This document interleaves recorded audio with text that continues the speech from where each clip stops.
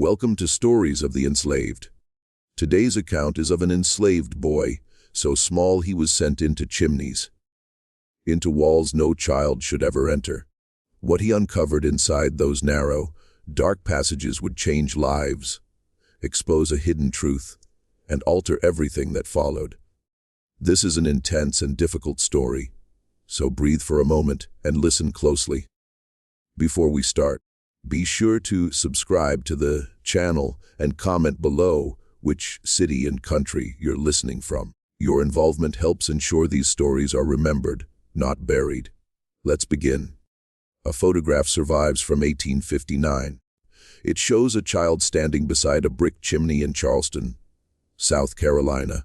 The boy's skin is covered in soot, so thick his features are barely visible. His eyes, though, cut through the darkness like 2 points of light in an endless night. He cannot be older than 8. His knees are wrapped in rags soaked with blood. His elbows show bone, and he is smiling. Not a smile of joy, but the smile of someone who knows something you do not. That boy's name was Elijah, and within 3 years of that photograph being taken, he would bring down one of the most powerful families in the American South. This is his story. To understand what Elijah found inside those walls, we must first understand the world that made him. In the decade before the American Civil War, Charleston was the wealthiest city in the South. Cotton and rice had made its white citizens obscenely rich. By 1857, the city held more millionaires per capita than anywhere else in America. The grand houses along Meeting Street and Legare Street were monuments to this wealth. They rose 3 and 4 stories high with elaborate facades and towering chimneys that needed constant upkeep. And it was these chimneys that created the demand for children like Elijah. The practice of using small children to clean chimneys was not unique to America. It had been common in England for over a century. But in the American South, the practice took on a particularly brutal dimension. Enslaved children were preferred. They could be forced into the most dangerous chimneys without complaint. They could be worked until they died and then simply replaced. The average lifespan of a chimney sweep in Charleston was 22 years. For enslaved children who started young, it was much less. The soot coating their lungs led to a condition called chimney sweep's cancer. It killed slowly and painfully, but that was years off. The immediate dangers were more pressing burns from still, hot flues, falls from rooftops, getting stuck in narrow passages, and suffocating. In 1846, a Charleston newspaper reported that 3 enslaved children had died in chimneys in a single month. The article expressed concern not for the children, but for the inconvenience caused to homeowners. Elijah was born sometime around 1849 on a small rice plantation outside Georgetown, South Carolina. His mother's name was Sarah. She worked in the fields, planting and harvesting rice in the flooded paddies that made Georgetown the wealthiest rice-producing region in the world. Elijah's father was unknown, at least officially, but others on the plantation whispered that he was the son of the overseer, a white man named Thomas Calhoun, known for his cruelty. This made Elijah's skin lighter than his mother's, though not light enough to pass for white. It also made him a source of shame for the overseer, who could not look at the boy without seeing his own transgression. When Elijah was 5, Thomas Calhoun sold him to a traveling slave trader for $37. It was less than the price of a good hunting dog. Sarah tried to stop them.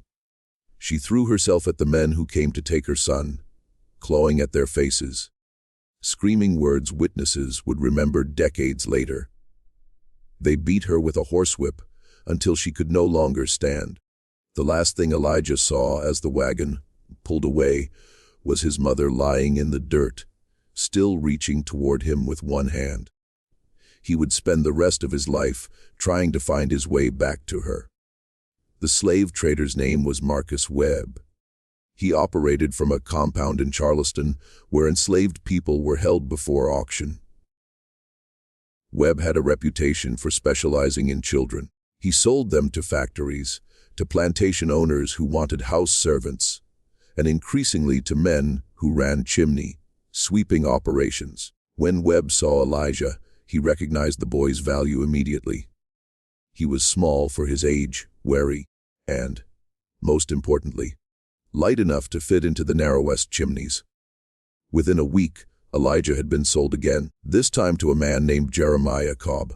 Cobb was what they called a master sweep. He owned no chimneys himself. Instead, he owned children. At any time, Cobb kept between 8 and 12 enslaved boys, renting them out to wealthy homeowners throughout Charleston. The boys lived in a shed behind Cobb's house on the city's outskirts.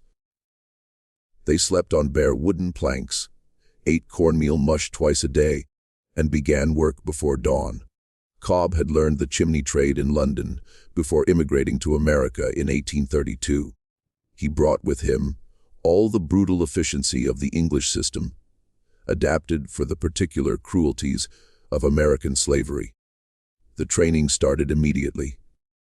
Elijah was stripped naked and forced to climb a practice chimney Cobb had built behind his house. The bricks had been deliberately roughened with a metal file to simulate real chimneys. Elijah's skin tore on his first ascent. Cobb stood below, poking the boy's feet with a long pole whenever he stopped. By the end of the first day, Elijah's knees and elbows were raw and bleeding. By the end of the first week, they had begun to callus. By the end of the first month, the calluses were thick enough that Elijah could climb without bleeding. This was called hardening. It was the process by which a child's body was turned into a tool. But Elijah was learning more than how to climb. He was learning how to survive. The older boys in Cobb's shed taught him the trade's secrets. They taught him how to angle his body to avoid getting stuck, how to breathe through a wet rag to filter out the worst of the suit, how to recognize the sounds of a house to know when people were approaching, how to become invisible, and most importantly, they taught him how to listen. Charleston's chimneys were not just passages for smoke. They were networks of whispered secrets running through the walls of every wealthy home. Sound traveled through these passages in strange ways. A conversation in a bedroom might be heard clearly by someone climbing a chimney 3 rooms away. The enslaved children who cleaned these chimneys learned to listen carefully. The information they gathered was their only currency, their only power in a world that gave them none. Within a year of arriving in Charleston, Elijah had become one of Cobb's most valuable workers. His small size let him clean chimneys other boys couldn't fit into. His quiet intelligence allowed him to complete jobs without breaking anything or attracting notice. And his memory was remarkable. He could visit a house once and recall the layout perfectly months later. He remembered names, faces, relationships. He built a mental map of Charleston's wealthy families more accurate than any written record. The house that would change everything stood at 47 Meeting Street. It belonged to the Whitmore family, one of the oldest and wealthiest dynasties in South Carolina. The first Whitmore had arrived in Charleston in 1712, part of the wave of English colonists who established the Carolina colony. By 1857, the family controlled over 12,000 acres of plantation land, 2 rice mills, a cotton warehouse, and significant holdings in the slave trade itself. The family patriarch was Colonel Augustus Whitmore, 62, who had served in the state militia and now spent his days managing the family's vast interests. His wife Elizabeth was 15 years younger, the daughter of a Georgia cotton planter, married to Augustus at 17. They had 3 children, 2 daughters already married into other wealthy families, and a son named William, being groomed to take over the family empire. William Whitmore was 24 in 1857. He was tall, handsome in a cold way, and possessed a cruelty that unsettled even hardened overseers. He managed the family's largest rice plantation, Whitmore Hall, about 40 miles north of Charleston on the Santee River. The enslaved people there called him the Devil in White. He was known for punishments that went beyond the era's brutal norms. Workers who failed to meet quotas were not just whipped but mutilated. Runaways who were caught were made examples in ways that cannot be detailed here. And William took personal interest in these punishments. He didn't delegate them to overseers. He administered them himself, often while smiling. The Whitmore House on Meeting Street was one of Charleston's largest. Built in 1803 and expanded twice, it contained 27 rooms, including a grand second-floor ballroom, where the Whitmores hosted parties legendary throughout the South. The house had 14 chimneys, each requiring cleaning at least twice a year. The contract for this work belonged to Jeremiah Cobb, who sent his boys every spring and fall. Elijah was assigned to the Whitmore house for the first time in October 1857. He was 8. The job was supposed to take 2 days. Cobb sent 3 boys, Elijah Samuel, 12, and Peter, 10. They arrived before dawn, entering through the service entrance at the rear.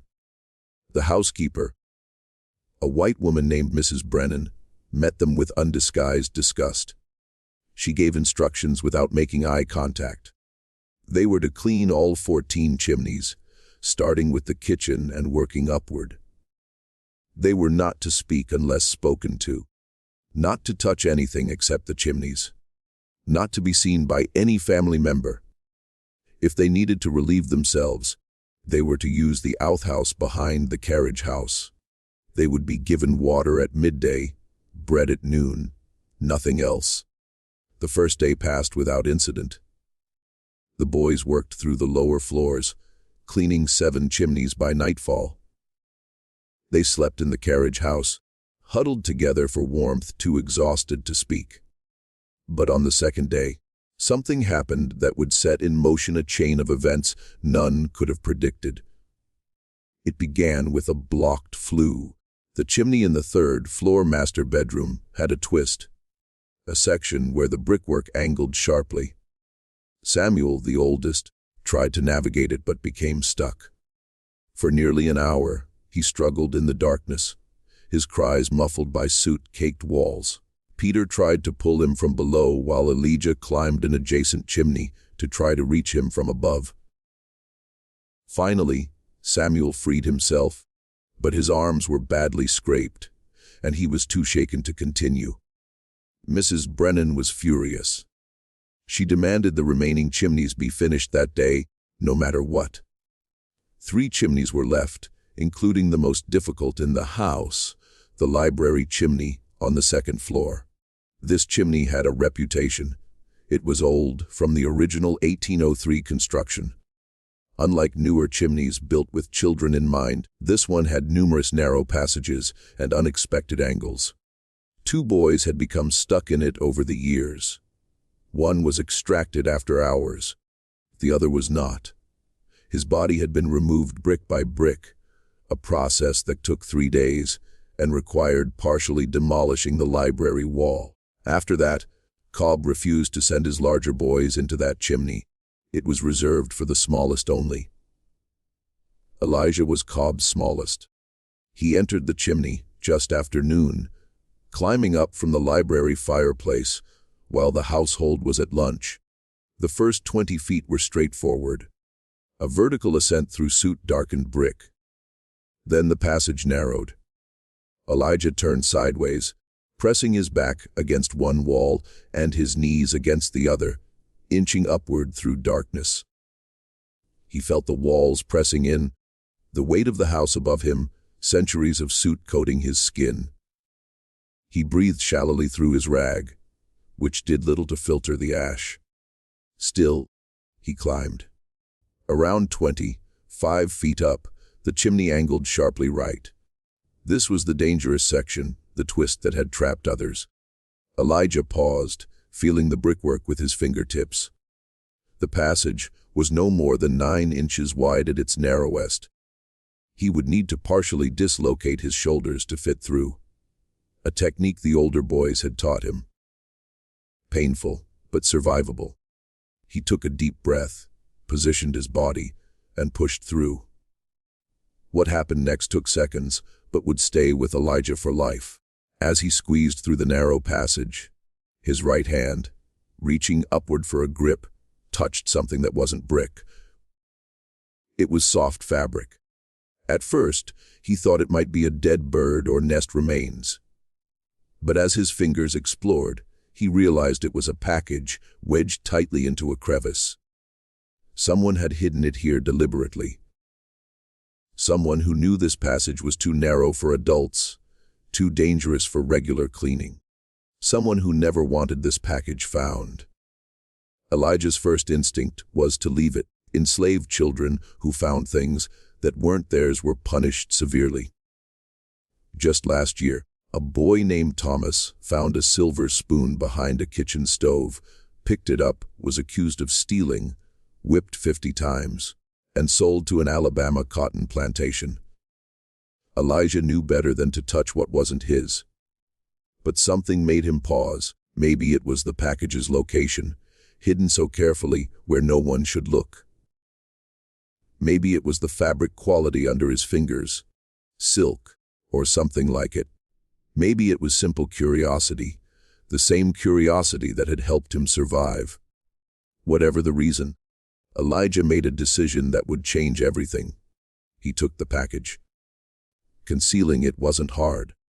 The boys wore loose, fitting cotton shirts already bulky with soot. Elijah tucked the package against his stomach, under his shirt, and kept climbing.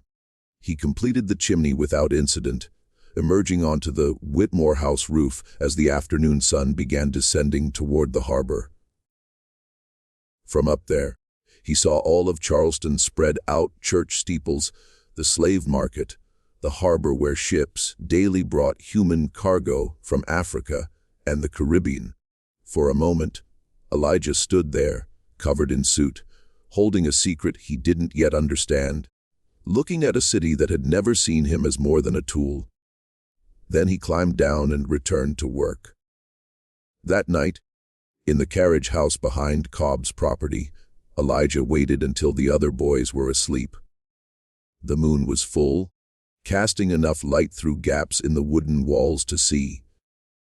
He unwrapped the package carefully, his blackened fingers trembling as he untied the red ribbon, holding it together. Inside were letters, perhaps 20, written on thick, expensive-feeling paper. The handwriting was elegant, flowing script Elijah couldn't read. He had never been taught. Enslaved people who learned to read were punished by law. Some were killed. But Elijah knew letter shapes from signs, documents, newspapers wealthy men read in their parlors. And he recognized one thing immediately.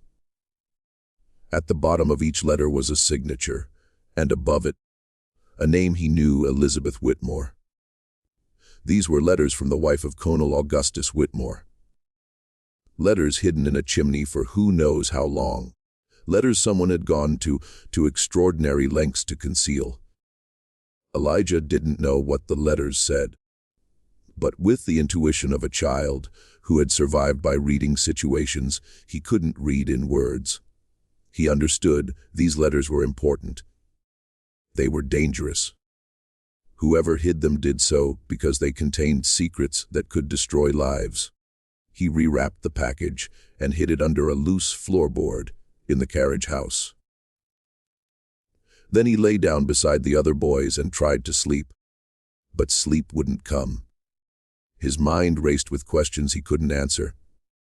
What did the letters say? Who were they written to? Why were they hidden there? And most importantly, what should he do now? The answer came over the following weeks, as he continued his work and his education in Charleston's secret, enslaved community. Because Elijah wasn't alone. He was part of a network stretching across the city and beyond. A network of people who shared information, provided mutual aid, and occasionally, when opportunity arose, struck back against their oppressors. The center of this network in Charleston was a woman named Mama Ruth. Mama Ruth was 63 in 1857. Born on a Virginia plantation, she had been sold south in 1809 as punishment for teaching others to read. She had passed through several owners before ending up in Charleston, working as a laundress for wealthy families. Her age and seemingly harmless occupation made her invisible to white society. But within the enslaved community, she was like a queen. She had contacts on every plantation within 50 miles of Charleston. She knew slave catchers' movements, patrol riders' schedules, names of sympathetic whites who might look the other way. She had helped over 200 people escape north in the past 30 years. And she could read. Elijah met Mama Ruth through Samuel, the older boy who had gotten stuck in the Whitmore chimney. Samuel's mother was one of Mama Ruth's closest allies, and Samuel knew that if he ever found anything important, anything that might help their people, he should bring it to Mama Ruth. When Elijah confided in Samuel about the letters, Samuel knew what to do. The meeting took place in the basement of a church on Charleston's outskirts, a Sunday afternoon. One of the few times enslaved people were allowed to gather without immediate supervision. Elijah brought the letters hidden under his shirt, heart-pounding as he descended into the dim, candlelit space. Mama Ruth was waiting. She was small, her hair completely white, her face a map of wrinkles telling her long, difficult life. But her eyes were sharp. When she looked at Elijah, he felt she could see everything inside him. She took the letters without speaking. She opened the first and began to read, lips moving silently, eyes traveling the page. Elijah watched her face change, surprise first, then confusion, then something almost like joy. When she finished the last letter, she looked at Elijah with an expression he'd never seen before. It was respect. The letters were love letters, written by Elizabeth Whitmore to a man named James.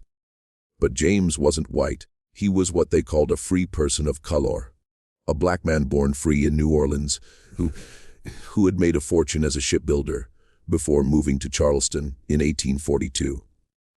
He was wealthy enough to own his own home, employ white workers, move through Charleston society in ways most black people couldn't imagine. And for reasons the letters didn't fully explain, Elizabeth Whitmore had fallen in love with him. The affair began in 1843 when Elizabeth was 22, married to Augustus Whitmore for 5 years. The letters spanned 4 years, 1843 to 1847. They were passionate, intimate, and devastating in their implications. But it wasn't the affair itself that made Mama Ruth's eyes light up with that strange joy. It was what came later.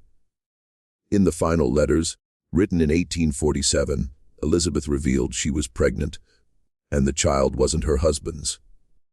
The timing made it impossible. Augustus had been away in London for 6 months on business. Elizabeth had given birth in December 1847, claiming the child was premature. But the letters told a different story. The child, a boy, was born full term, and his father was James. The boy's name was William Whitmore.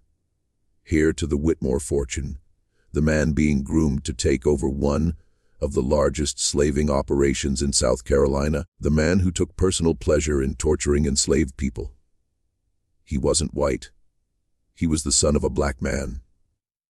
And his entire life, his entire identity, was built on a lie. Mama Ruth sat in silence a long moment after explaining this to Elijah. Then she began to laugh, a quiet laugh, barely more than a wheeze, carrying decades of pain, anger, and fierce, bitter joy at seeing justice on the horizon. But justice, she explained, wouldn't come easily. The letters were powerful, but not enough alone. Elizabeth could claim they were forgeries. Even if believed, The Whitmores had enough power to make the scandal disappear, pay off newspapers, threaten witnesses, protect their own at any cost, as wealthy white families always did. To bring down the Whitmores, they needed more than letters. They needed undeniable evidence. They needed witnesses who couldn't be silenced. And most importantly, they needed to wait for exactly the right moment.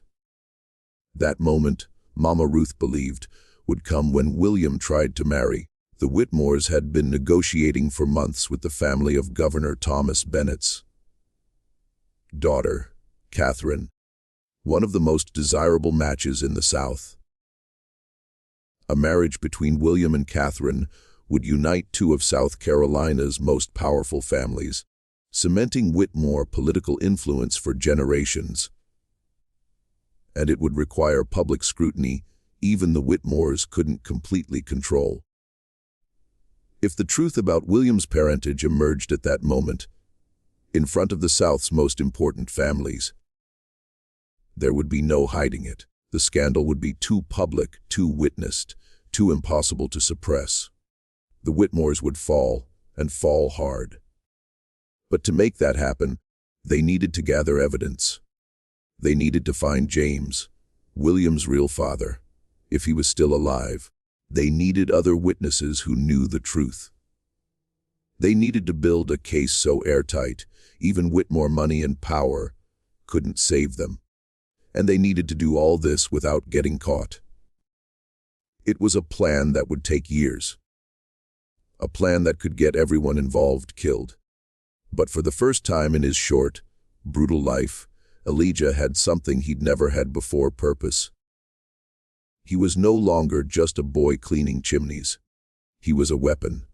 And the people who had stolen his childhood, his mother, his very humanity, were about to learn what happens when you create monsters and forget to look inside the walls.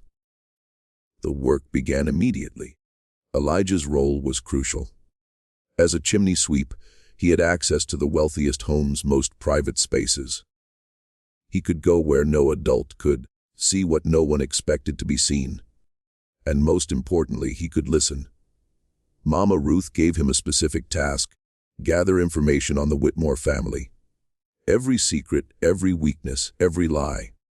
Elijah was to become a spy in the walls, mapping the hidden landscape of the Whitmore empire from the inside out. Over the following months, Elijah returned to the Whitmore house several times. Each visit, he listened. He learned the household rhythms. Elizabeth spent most days in her third-floor sitting room, rarely venturing out. Augustus was often away. When home, he and Elizabeth barely spoke. William came to the city house infrequently, preferring the plantation where his authority was absolute. And he learned the servants whispered about secrets. Even they didn't fully understand. One servant was a woman named Clara, Elizabeth's personal maid for over 15 years. Clara was also part of Mama Ruth's network, though her involvement was carefully hidden. Through Clara, Elijah learned things he couldn't have discovered alone. He learned Elizabeth lived in permanent fear. Terrified her secret would be discovered, her son learned the truth. The carefully constructed lie of her life collapse. She had hidden the letters in the chimney 20 years earlier, unable to destroy them, but too afraid to keep them accessible. She had spent 2 decades knowing her world could collapse any moment. Elijah also learned about James. Clara had been with Elizabeth during the affair. She knew where James went after it ended in 1848, shortly after William's birth. James had left Charleston, moved to Philadelphia, started a new shipbuilding business. He had never contacted Elizabeth again. He had never known he had a son. This information was valuable, but not enough. Mama Ruth needed more: documentation, birth records, more letters, witnesses. Building this case would take time and resources the enslaved community didn't have in abundance. But they had something else: patience. They had been waiting 200 years. They could wait a little longer. Months passed. Elijah grew. Still small for his age, but stronger, more capable. He was now one of Cobb's most experienced sweeps, trusted with the most difficult jobs in the most important houses. This gave him access few enslaved people ever had, and he used every opportunity to gather information. He wasn't alone. Others in Mama Ruth's network had their tasks. A cook in the governor's mansion listened for political intelligence. A stable hand near the slave market tracked traders and buyers. A free black woman running a boarding house cultivated relationships with white abolitionists passing through. Piece by piece, they built their understanding of the world imprisoning them. Piece by piece, they prepared to strike back. But Elijah never forgot one thing: his mother, Sarah. The woman beaten nearly to death trying to stop him from being taken. The woman whose face he still saw in dreams, reaching toward him with one hand, screaming a name he had sworn never to forget, his own name. Elijah knew Sarah was alive. The network confirmed it. She was still on the same Georgetown plantation where he was born. Still in the fields, planting and harvesting rice, living each day knowing her son had been stolen.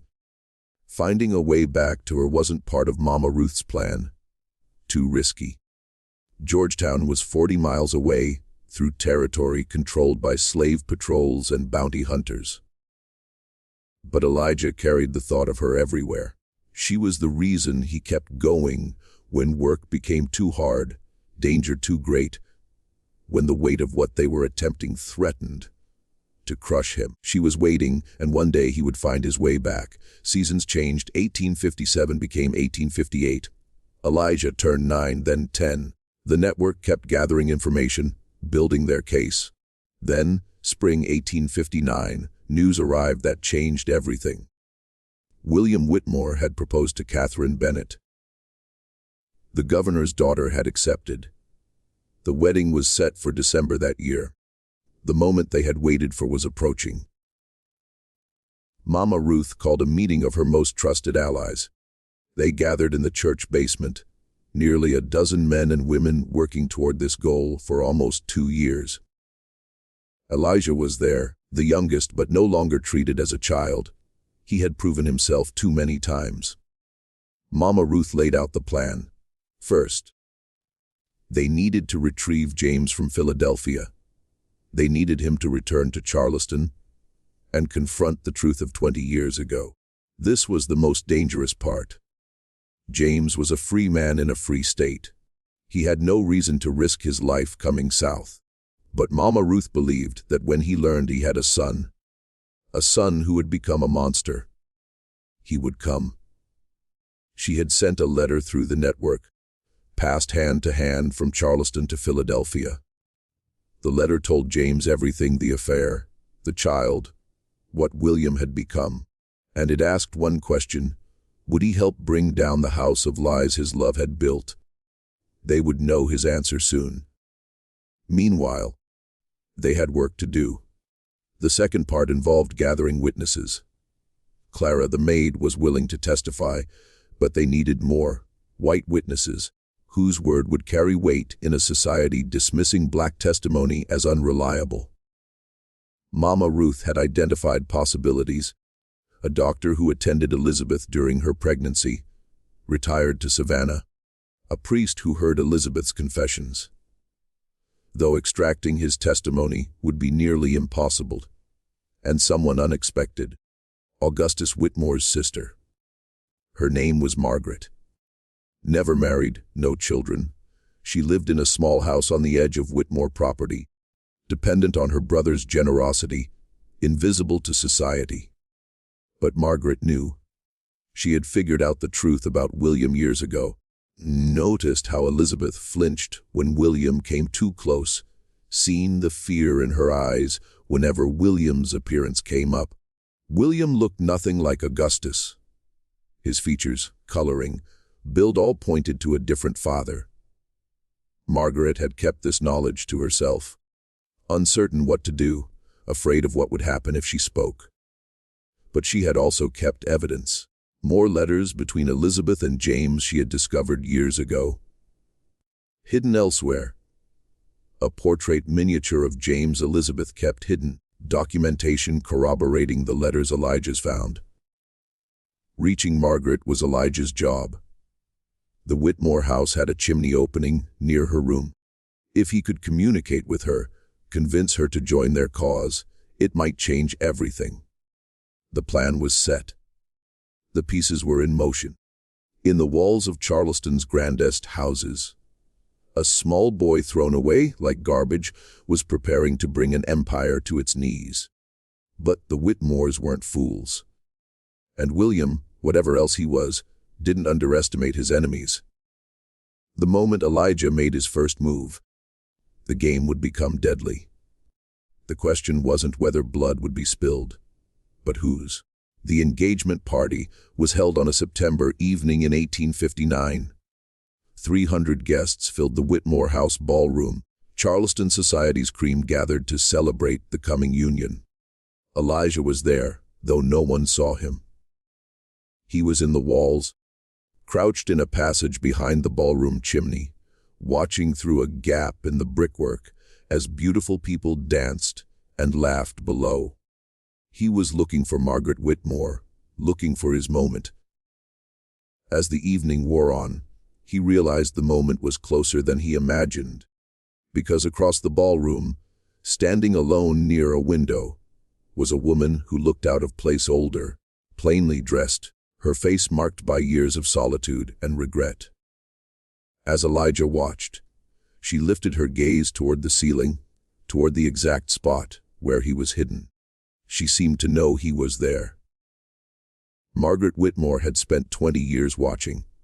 She watched her brother grow fat on wealth stolen from human beings, watched her sister-in-law wither into a ghost, watched her nephew become something she could only call evil.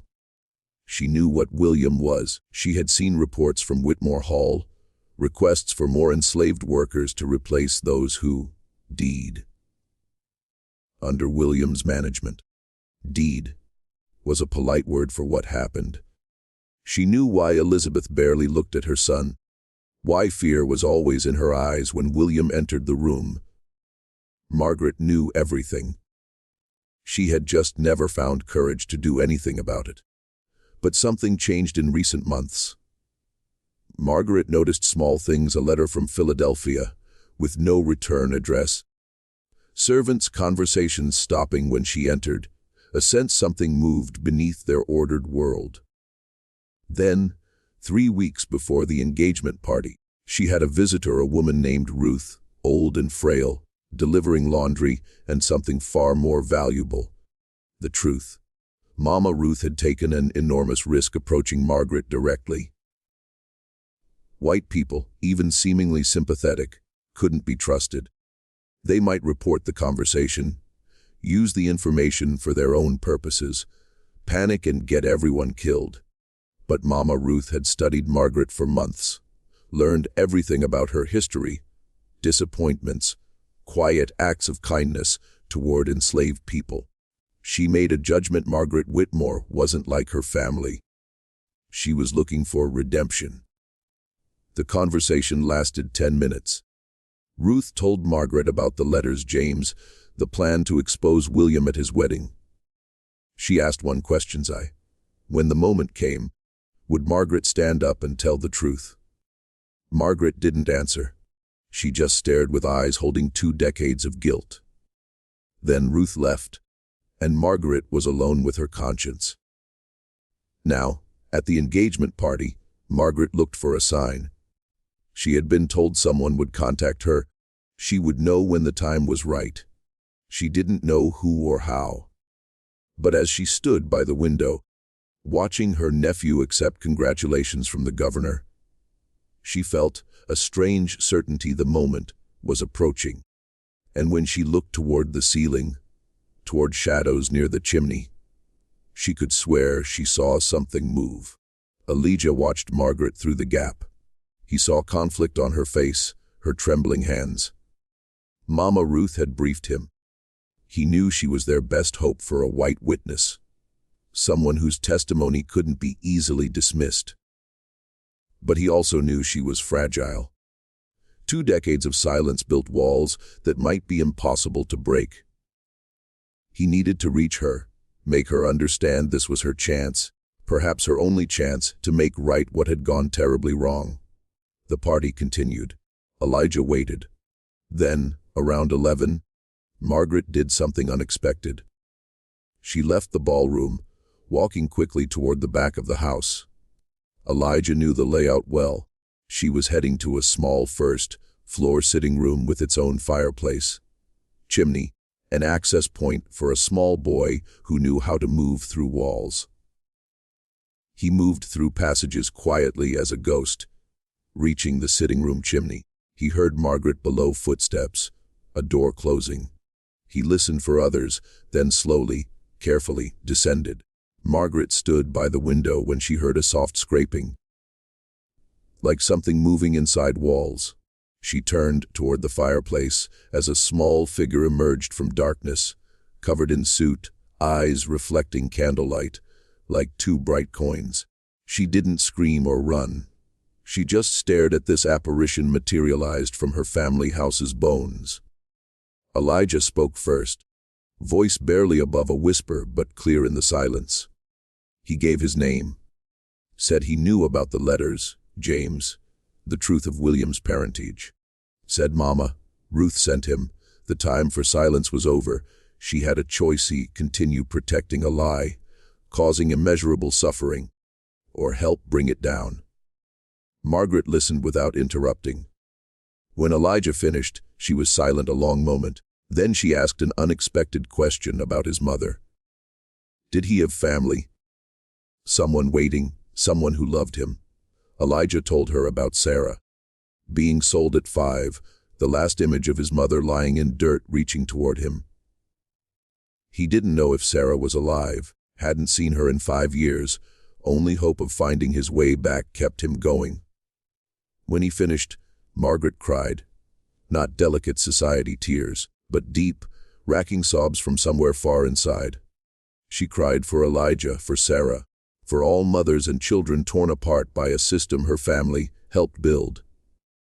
She cried for herself, for the woman she might have been if she'd found courage to speak 20 years ago.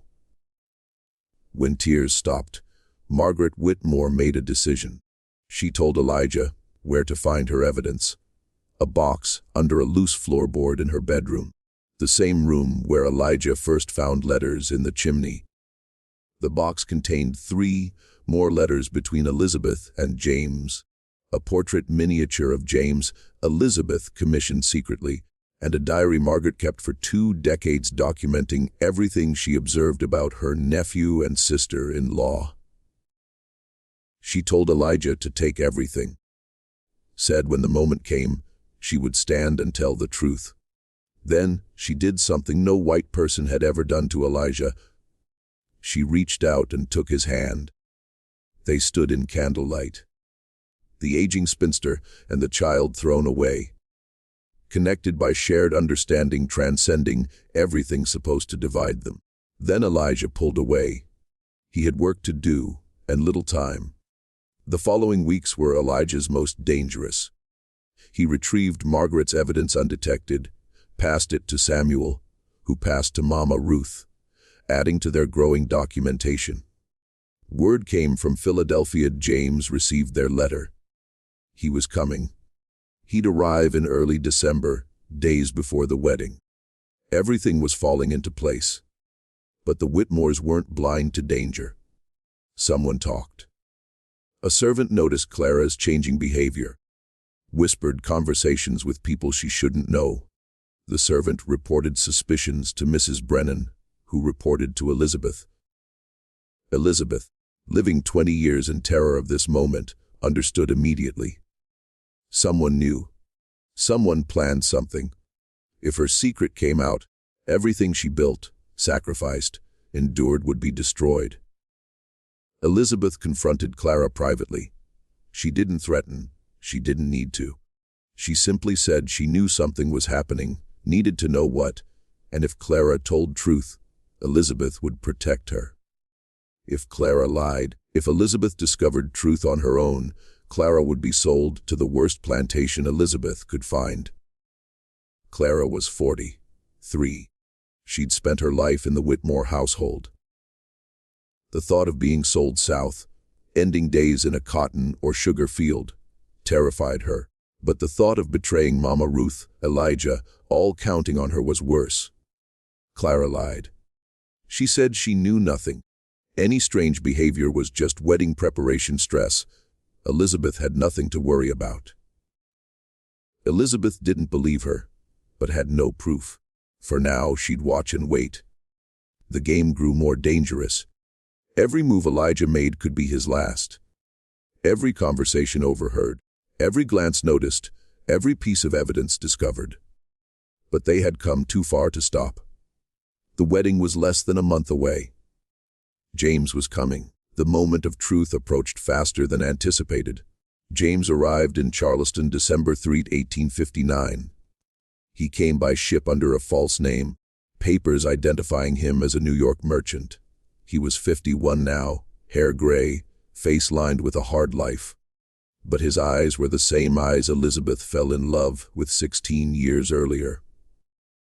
Deep dark, filled with fierce intelligence, never dimmed. Mama Ruth met him at the dock, brought him to a safe house attic room of a free black family on the city outskirts. There, she told him everything, showed him the letters, portrait miniature, diary documenting everything about the son he never knew. James read it all silently. When finished, his hands shook. He hadn't known about William. Elizabeth never told him she was pregnant. She ended their affair abruptly fall 1847, gave no explanation, refused to see him, returned his letters unopened. James assumed she tired of him. Reality became too much. He left Charleston believing their love, though doomed, was complete. Now, he learned it produced a child who grew into a monster. James asked to see William, not to confront him yet, just to look at the son he never knew. Mama Ruth arranged for James to attend a public event where William would be present, a charity auction at the Charleston Hotel 3 days before the wedding. James, dressed as a wealthy northern merchant, entered with a forged invitation. He stood at the back, watching William charm the crowd, laugh with the governor, kiss his fiancée's hand with exaggerated gallantry. James watched his son and felt only horror.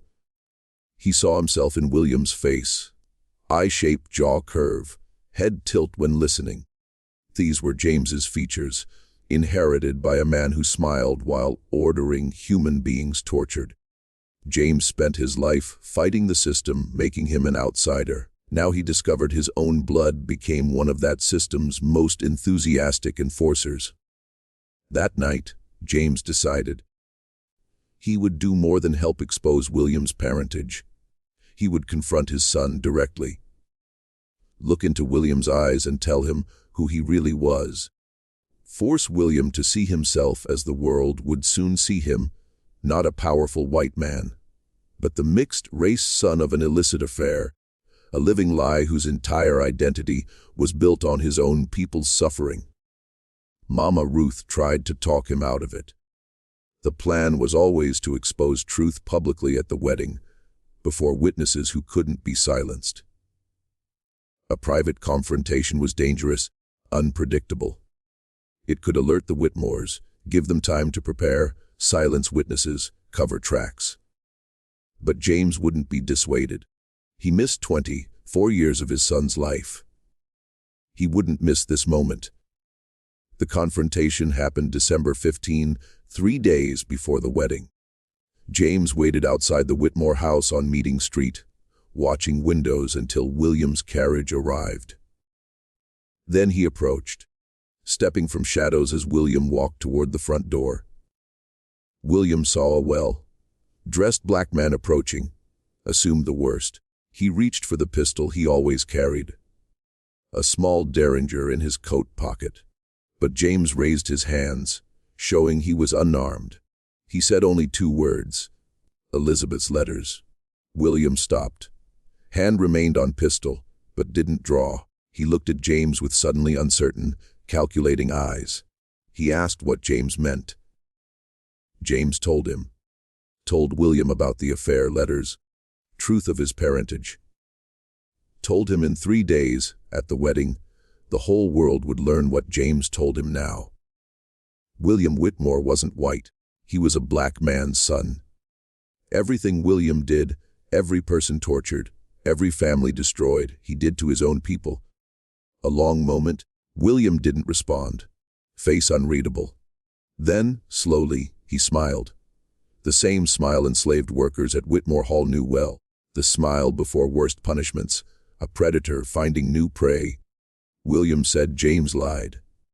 Even if there were letters and affair, it proved nothing. Elizabeth would never admit it. The Whitmore family had power to destroy anyone spreading such rumors. And as for James, William would make sure he never left Charleston alive. James stood his ground. Said it was too late. Too many people knew. Evidence too strong to suppress. In 3 days, William's world would crumble. Then he turned and walked away, disappearing into Charleston's darkness before William could react. William stood alone before his family house, hand still on pistol, mind racing. If true, if there was evidence, if people planned to expose him at the wedding, he needed to act fast. Find who was behind this. Find evidence and destroy it. Silence anyone who knew. The hunt began that night. William had resources, Mama. Ruth's network couldn't imagine money. Power, all Charleston law enforcement. Within hours, he learned of Clara's suspicious behavior. Within a day, traced her connections to laundress Ruth on city outskirts. Within 2 days, assembled slave catchers and hired thugs ready to do whatever necessary to protect the Whitmore name. They took Clara first. Dragged from her room in the Whitmore house midnight, taken to slave quarters, questioned by William himself. Questioning lasted 3 hours. When over, Clara was barely conscious but hadn't talked. Hadn't given up Mama Ruth, Elijah, any counting on her.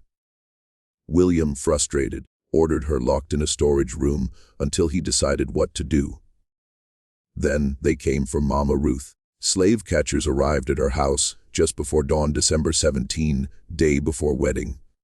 But Mama Ruth wasn't there. A network member warned her. Seeing catchers assembling in town, she fled to the safe house where James hid, bringing all evidence gathered. The wedding was less than 24 hours away. The plan was in ruins. Clara captured. Whitmores knew everything. William hunted them with full power of his family empire. Elijah received word while working at a house across Charleston. Samuel found him, breathless, terrified, saying catchers looked for everyone connected to Mama Ruth's network. Elijah needed to run, hide. But Elijah had a different idea. He knew the Whitmore house better than anyone alive. Had been inside its walls, mapped passages, learned secrets over 2 years of observation. He knew where Clara was held, knew how to reach her unseen. Knew if he didn't act now, Clara would be killed, evidence destroyed. Everything they worked for lost. That night, while William met with father and lawyers, planning how to suppress scandal threatening to destroy them, a small boy entered the Whitmore house through a cold chute at the property's back. He moved through darkness with skill of someone who spent his life navigating spaces never meant for humans. He found Clara in the storage room, barely conscious, face swollen from beating. He picked the lock with a wire piece he'd learned to carry for exactly this. Helped her escape through servants' passages, out through garden, into waiting arms of network spiriting her to safety. By time William discovered Clara gone, it was too late. Sun rose December 18, 1859, wedding day. The ceremony was scheduled 4:00 p.m. at St. Michael's Church, Charleston's most prestigious. 300 guests invited. Governor, mayor, South's wealthiest, most powerful families would be there. All gathered to witness William Whitmore and Catherine Bennett's union. They had no idea what they were about to witness. James arrived at church 30:30, dressed in finest clothes, carrying a leather satchel with copies of every evidence piece. Mama Ruth wanted him to wait outside, enter only at crucial moment, but James insisted on being there from start. He wanted to watch. See William's face as guests arrived, as triumph approached, as he stood at altar believing he won. Guests filed in, music began. Precisely 400, William Whitmore walked to church front, face composed in perfect confidence. He spent last 24 hours hunting those threatening to destroy him, hadn't found them. Evidence, James. So convinced himself threat neutralized. Whoever planned to expose him scared off by his show of force. He stood at altar, waiting for bride, believing safe. Catherine Bennett appeared at church back, radiant in white, father beside her. Congregation rose, organ swelled. William smiled. This was his moment, cementing place among South's most powerful men. Then doors at church back opened again. Margaret Whitmore walked in. Not dressed for wedding. Dressed in simple black, mourning color. In hands a stack of papers. Beside her, matching step for step, Mama Ruth. Congregation murmured. Augustus Whitmore half rose, face confused. Elizabeth, rigid in front pew, went pale as death. William at altar felt first cold touch of fear. Margaret walked to church front. Didn't look at nephew. Looked only at congregation. Sea of powerful faces representing everything her family stood for. Then she began to speak. She spoke 15 minutes. Told them about letters, James, truth of William's parentage. Produced portrait miniature. Held up so all could see face of man who fathered Whitmore heir. Read diary passages documenting fear in Elizabeth's eyes, cruelty in William's behavior. When finished, she called James forward. He came from church back, walking slowly, eyes fixed on son he never knew, congregation silent, frozen in disbelief. William stood at altar, face drained of color, hands trembling. When James reached church front, stood face to face with man who was his blood, he spoke one sentence. You are my son. What happened next would be recounted in Charleston drawing rooms for decades. Elizabeth collapsed unconscious before hitting floor. Augustus lunged at James, restrained by Governor himself, already calculating political implications of what he witnessed. Catherine fled church in tears, wedding dress trailing.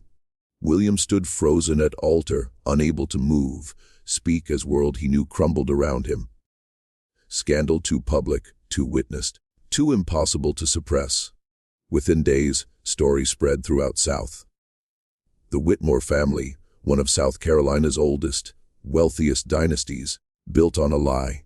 Their heir, who tortured and killed enslaved people with enthusiasm, was himself of black ancestry. Irony too perfect, too devastating to contain. Augustus died 3 months later. Some said heart attack. Others said lost will to live.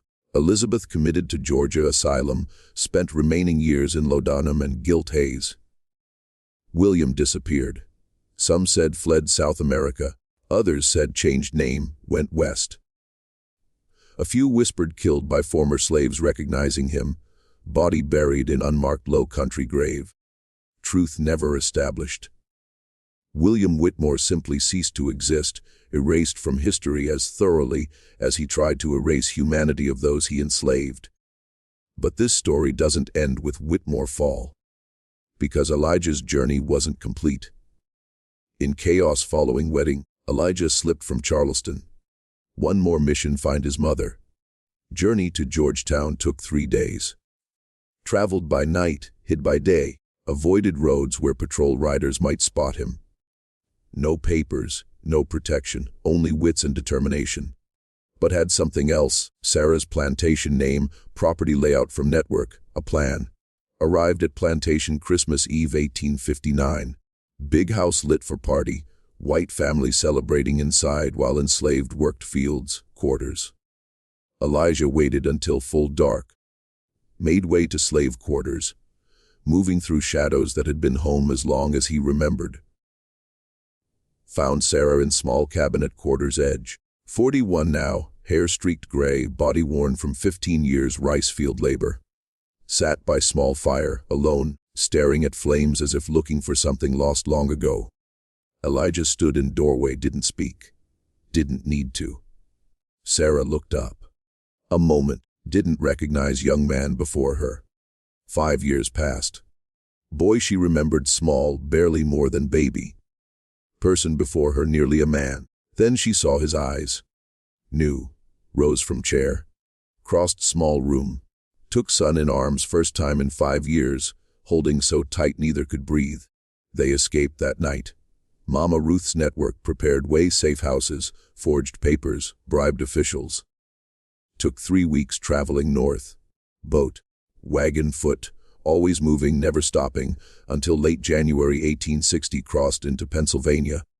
James waited in Philadelphia. Returned home after wedding, mission complete, conscience finally at peace. When Elijah and Sarah arrived at his door, he welcomed them as family, gave home safety, gave Elijah something else, education. Next year, Elijah learned read, write. Studied history, mathematics, science. Discovered his mind. Same mind helped survive Charleston Chimneys. Capable of far more than imagined. Began understanding his story, not just his own. Part of larger story. Resistance, resilience stretching back centuries, continuing long after he gone. When Civil War began April 1861, Elijah 12, wanted fight, join Union Army, help destroy system stealing childhood. James convinced him wait, too young. His time come. Came 1863, when Emancipation Proclamation opened door for black men serve. Elijah enlisted day turned 14, lying about age meet minimum. Served with 54th Massachusetts Infantry, won 1st Black Regiment's American history. Fought Fort Wagner, Honey Hill, sieged Charleston itself. When war ended, Confederacy fell. Elijah among first Union soldiers enter city, where once slave. Walked streets navigated as boy. Past houses whose chimneys cleaned. Past Whitmore Mansion, now empty, abandoned. Found carriage house where hid letters starting everything. Stood room first met Margaret Whitmore, took her hand, formed alliance changing history course. Then went church. St. Michael's, where Whitmore family destroyed. Sat pew Elizabeth collapsed, Augustus tried attack James, William stood frozen as world came apart. Sat long time thinking everything happened, lost gained. 16 years old. Been slave, spy, soldier. Now, first time life, free. But freedom, Elijah learned, not ending. Beginning. After war Elijah returned Philadelphia. Completed education, attending one first American universities, admit black students. Became lawyer, judge, civil rights advocate, spent rest life fighting promises 13th, 14th, 15th Amendments. Married woman named Caroline escaped slavery, Virginia. Had 4 children, all grew free, all lived lives Elijah never imagined climbing Charleston chimneys. Sarah lived with them until death 1887.